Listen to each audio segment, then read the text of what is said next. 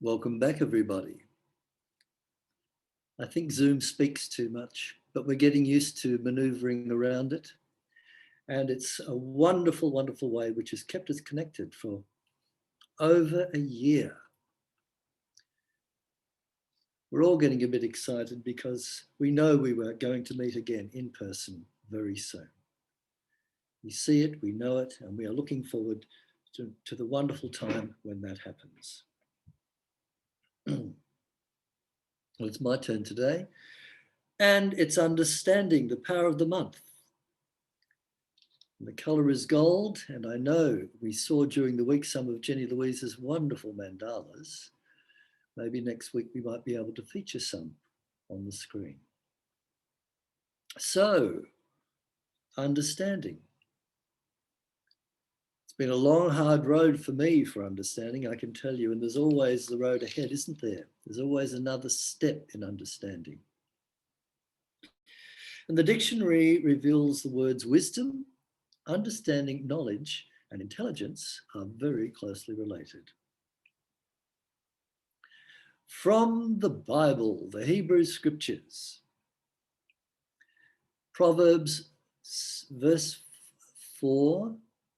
chapter 4, verse 7, and Proverbs, of course, is all wisdom. Wisdom is the principal thing. Therefore, get wisdom, and with all thy getting, get understanding. Well, spiritual teachers and way showers have at ancient times revealed to us that there are some ways of getting wisdom and getting understanding. I can go within my own body temple and I can learn from the wisdom within, or I can ignore that and just by trial and error learn the hard way. And all of us have stories about that. And when we think of understanding, it does come gently and gradually, a lot of it in hindsight, I know that. And as you go to school, you go to grade 1, you learn what you have to learn for grade 1, and then you're ready for grade 2. I had to repeat 1 year because I hadn't absorbed what I was supposed to have learnt. And eventually, at the end of that second year, I understood, so I went to grade 2.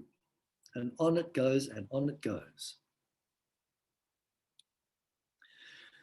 So to understand something, it must be perceived and received. Then it must be accepted. Then it must be demonstrated and applied.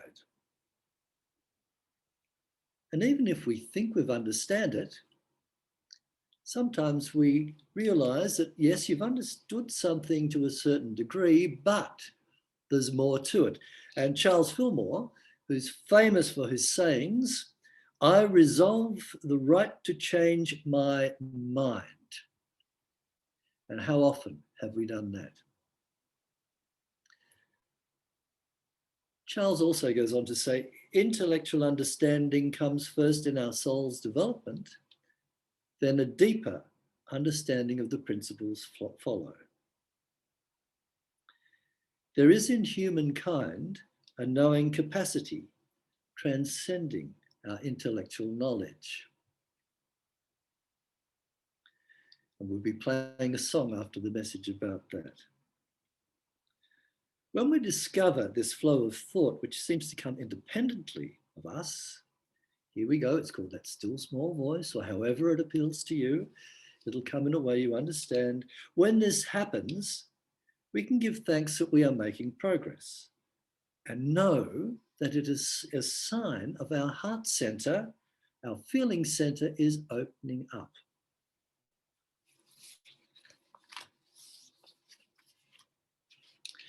Understanding combined head and heart, when we give birth to the awareness of that gift of God within us, we awaken the heart, the feeling center, and we awaken our intellect, which is the thinking center. We get what is called the mystical marriage. You've heard me say this before.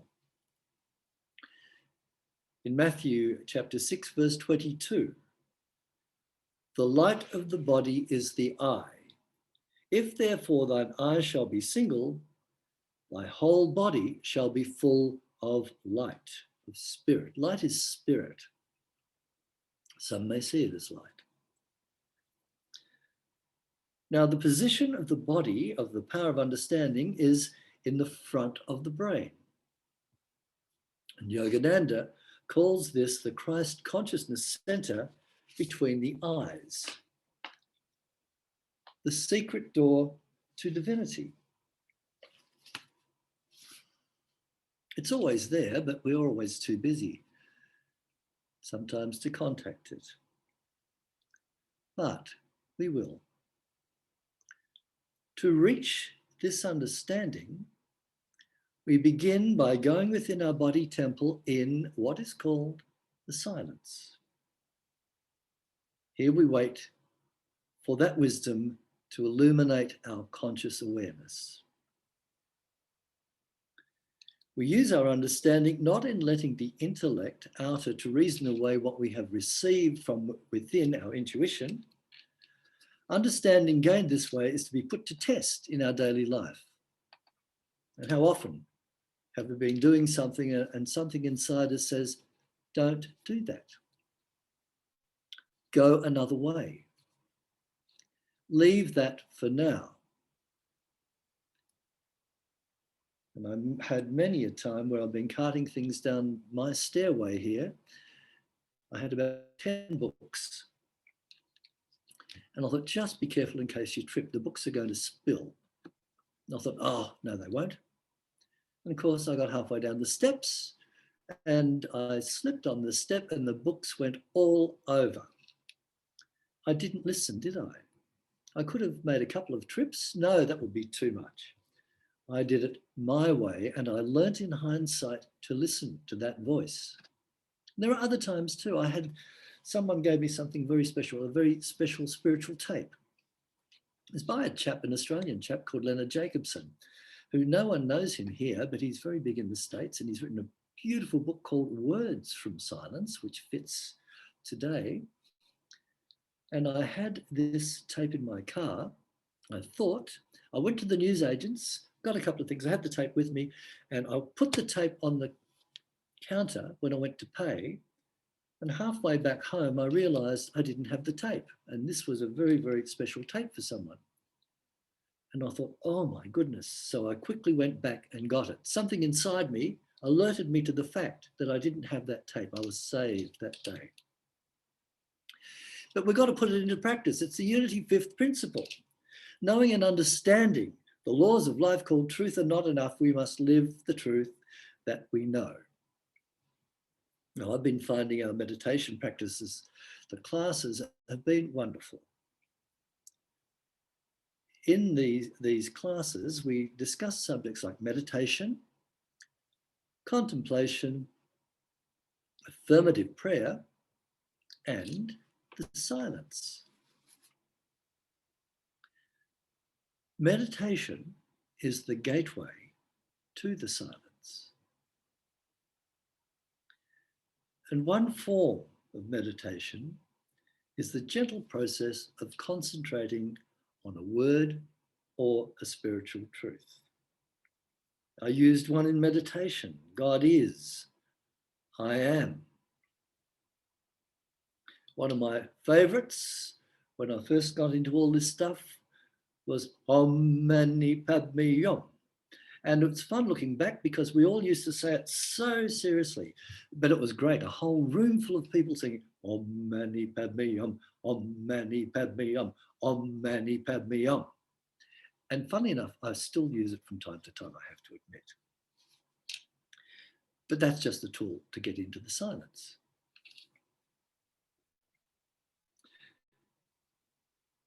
This is a gentle way we can use to gradually use any technique we can to get to that place.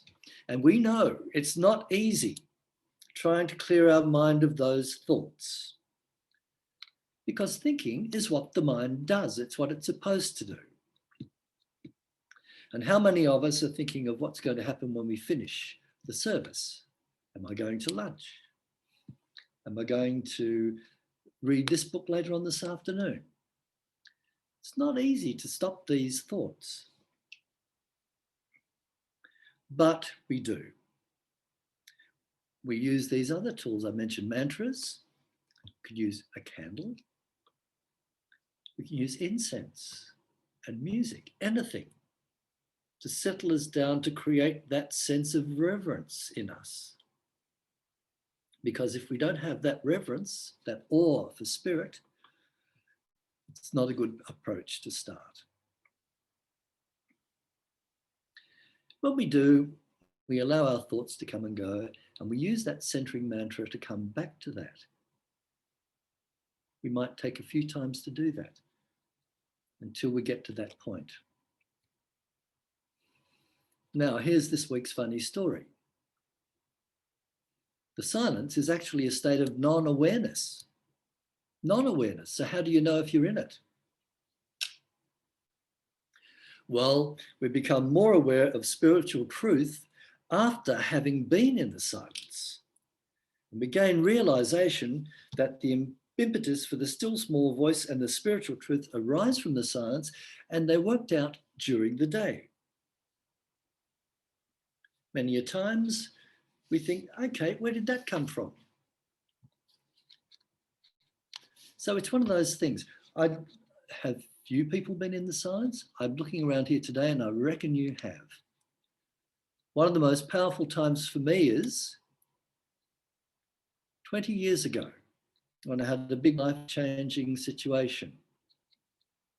I was in meditation and all of a sudden I thought, oh, I'm in that place. And as soon as my mind came on it, I was out of it. Now, it could have been a minute. It could have been 5 seconds. It could have been 10 minutes, 20 minutes. But it was complete non-awareness. But I came out of that with the realization that I'd been in it. And also, sometimes before you go to bed, you've got a problem.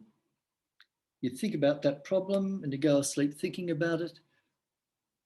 Your mind's not there, so you wake up in the morning and there is the answer. There it is. Sometimes I get very smart and think, oh, that's great. I'll remember that when I get up and get out of this bed. It's such a powerful statement I've received for a message or something. And then I drift back off to sleep and I've forgotten what it is in the morning. So I understood in hindsight, understanding again, that I need a pencil and paper beside me during the bed, because these moments come when your mind isn't there, there's silence. We don't know what's going on when we're in deep sleep or in deep silence. I'm just aware of the time now. So let's just sum up a couple of things here. The tools we have at our disposal are amazing, if only we take the time to do it. We have thinking, we have feeling, and we are in a wonderful time where science and spirituality are coming together. But most people are realizing that they're both speaking about the same thing in different language. Where the scientists say energy, people in spirit say it's spirit. What a time we are living in. Then we're understanding the relationship between head and heart. That one point. And also the relationship between the invisible and the visible. As we've said throughout this talk, it's fine to know it, but we have to put it into practice. It's we who have the power. And this power is at our command. And how are we using it? Look around the world and see. It's not only for us, but we're also part of other people. And therefore, we have the power to create. But sometimes it doesn't always work out that way, but we have the power to react to whatever happens to us, wherever we are. That is a power.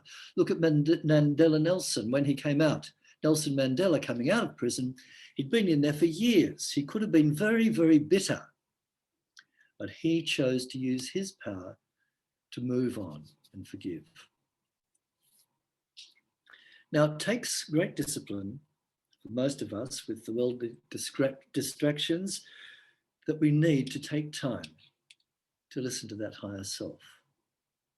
Some people say we should meditate twice a day for 20 minutes. That's okay, but we do what we can do wherever we are. An understanding of from Corinthians, 1 Corinthians chapter 13, verse 4. When I was a child, I spoke as a child, I understood as a child. But when I became a man, I put away childish things. I can hear the voice of Charles Fillmore in the background. I reserve the right to change my mind and look at the times we have when we realize that there's always another step to go. As spirit, as we're part of that eternal, we are eternal, and we see life from the long run of the soul. As we will change our minds, as our consciousness expands, our expansion of God expands. We have a bigger concept of God. And universal law never changes, but it will be revealed to us in the fullness of time when we're ready. By the power of understanding, we are able to demonstrate the life that is perfect for where we are and make that perfection now, because now is the only moment we consciously have. So be it. Amen. Thank you.